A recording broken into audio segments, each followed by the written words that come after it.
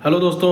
आज आप सभी को एक बहुत ही छोटी सी मगर यूज़फुल ट्रिक के बारे में बताने जा रहा हूँ, जो कभी ना कभी आपको कुछ फाइनेंशियल डिसीजंस लेने में काफ़ी हेल्प कर सकती है। आई एम श्योर आप सभी लोग कभी ना कभी बैंक गए होंगे एफडी कराने के लिए, या कभी पोस्ट ऑफिस में कोई डिपॉजिट कराया हो, या सेविंग्स और इन्वेस्टमेंट के लिए कभी ना कभी कहीं गए होंगे। और जब हम बैंक जाते हैं एफडी कराने के लिए, तो बैंक का जो स्टाफ है वो हमें कहता है कि इतने पीरियड की एफडी पे इतने परसेंट इंटरेस्ट है, इतने पीरियड की एफडी पे इतने परसेंट इंटरेस्ट है। यानी आप 2 साल की एफडी कराते हैं तो ये ब्याज मिलेगा, 4 साल पे ये मिलेगा। तो आप सभी लोग ये तो जानते होंगे कि जो बैंक या पोस्ट ऑफिस में जो एफडीज होती हैं, जो भी इन्वेस्टमेंट होता है उसके ऊपर जो इन्वेस्टमेंट के ऊपर इंटरेस्ट मिलता है, दैट इज़ क्यूमुलेटिव इंटरेस्ट, यानी उस पर चक्रवृद्धि ब्याज मिलता है। अब अगर आपका बैंक वाला स्टाफ आपसे ये कहता है कि आज कराई हुई एफडी पे आपको 9% इंटरेस्ट मिलेगा लेट से, तो क्या आप बिना कैलकुलेटर उठाए या बिना किसी कॉम्प्लेक्स कैलकुलेशन को किए मुझे ये बता सकते हैं कि उस 9% इंटरेस्ट पे आपका जो पैसा है वो कितने सालों के अंदर डबल हो जाएगा? यानी कितने सालों तक अगर हम 10,000 रुपये को इन्वेस्ट रखें और उस पर 9% रिटर्न आता हो, तो बिना कैलकुलेटर के क्या आप तुरंत मुझे बता सकते हैं कि वो कब तक हमें डबल होकर के मिल जाएगा? या अगर उसके एवज में हमें कोई 10% ब्याज ऑफर कर रहा हो, तो उसमें कितना पीरियड हमारा कम लगेगा डबल होने में?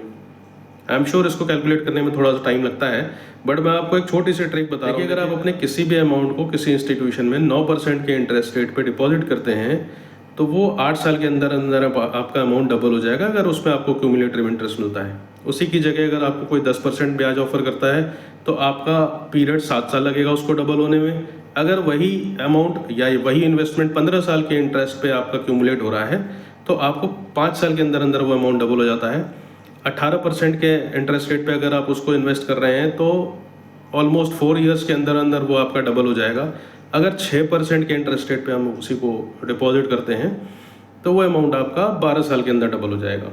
आपको लग रहा होगा कि ये फिगर्स मैंने याद कर रखी हैं, इसलिए मैं आपको बिना कैलकुलेट करे तुरंत बता पा रहा हूँ, मगर ऐसा कुछ भी नहीं है। मगर आप में से जो लोग इसे नहीं जानते, उन्हें बहुत आसानी से और बहुत सिंपल लैंग्वेज में आज ये आपको सिखाने वाला हूँ, और इससे आपको डिसीजन लेने में बहुत आसान होगा कि अगर कोई डिपॉजिट 8% इंटरेस्ट रेट में और 9% में होता है, तो उसे सुनने में तो बहुत छोटा सा 1% का डिफरेंस है, मगर उसकी डबल होने की जो टाइम टेन्योर है उसमें सीधा सीधा 1 साल का डिफरेंस आ जाता है। मगर आप ये मत सोचिएगा कि हर 1% के इंटरेस्ट रेट में फिगर का जो फर्क है वो हमेशा 1 साल ही रहेगा। कई बार ऐसा भी होगा कि इंटरेस्ट रेट का चेंज 1% आया,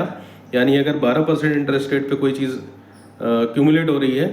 कंपाउंड हो रही है सॉरी, तो उसको डबल होने में 6 साल लगेंगे, लेकिन 13% के इंटरेस्ट रेट पे अगर वही हो जाती है तो 5.5 साल में डबल हो जाएगी, यानी 5 साल नहीं लगेंगे। तो इसे 1% की कैलकुलेशन मत मानिएगा, इसे हम कैलकुलेट करते हैं 72 की फिगर्स के साथ। यानी कि अगर आपके पास 12% इंटरेस्ट रेट पे कोई एफडी हो रही है, तो 72 को 12 से डिवाइड करिए, 6 का फिगर आंसर में आता है, यानी कि 6 साल में वो अमाउंट आपका डबल हो जाएगा।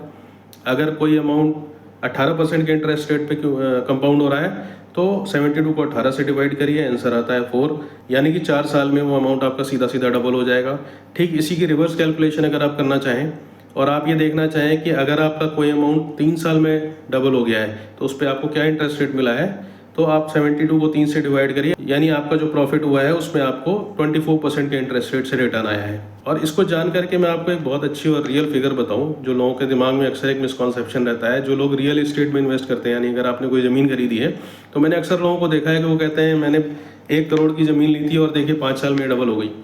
उन्हें लगता है कि उन्हें बहुत अच्छा इंटरेस्ट रेट मिला है, बट एक्चुअल में चेक किया जाए तो अगर किसी का अमाउंट 5 साल में डबल हुआ है, तो उसका जो कंपाउंड इंटरेस्ट उसको मिला है वो ऑलमोस्ट 14.5 या 15% के आसपास ही आया है।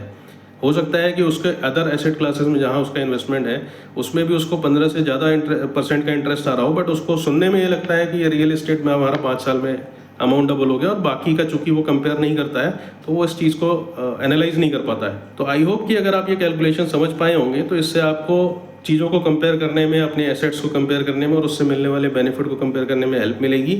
72 की फिगर को डिफरेंट नंबर से डिवाइड करते जाइए, जिससे आपको आपका टाइम टेन्योर या आपका इंटरेस्ट रेट पता लग जाए। फिर रियल कंपैरिजन करिए एसेट्स के बीच में कि आपको गोल्ड में कितना बेनिफिट आया, आपको रियल एस्टेट में कितना बेनिफिट आया, या आपको बैंक की एफडी में क्या फ़र्क आया, ताकि फर्दर डिसीजन लेने में आपको आसानी रहे। अगर ये छोटी सी टिप पसंद आई हो तो वीडियो को एक लाइक जरूर कर दीजिएगा। अगर इस टिप का नाम जानना चाहते हैं, इस रूल को क्या कहते हैं, तो हमसे जुड़े रहिएगा। मैं आपको आने वाली वीडियोस में इसका नाम बताऊंगा, या फिर कमेंट सेक्शन में जाके आप चेक कर सकते हैं कि इसका नाम क्या है। आई होप कि किसी न किसी ने इसका सही आंसर जरूर लिख दिया होगा। और इसी तरह से मिलते रहिए और जुड़े रहिए हमारे इस चैनल के साथ। अगर अभी तक हमारा चैनल सब्सक्राइब या फॉलो नहीं किया हो तो फॉलो कर लीजिएगा, ताकि आप हमसे जुड़े रहें इसी तरह के इंटरेस्टिंग जानकारियों के साथ। और मिलते हैं फिर किसी नए वीडियो में, तब तक के लिए जय हिंद, जय भारत।